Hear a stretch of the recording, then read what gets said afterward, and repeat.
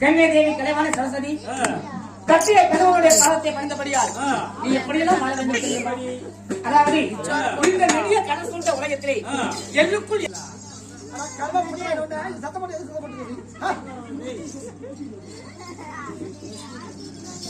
என்ன சார்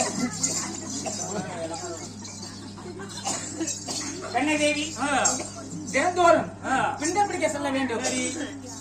ஆணொன்று பெண்ணொன்று படிக்க செல்ல வேண்டும்.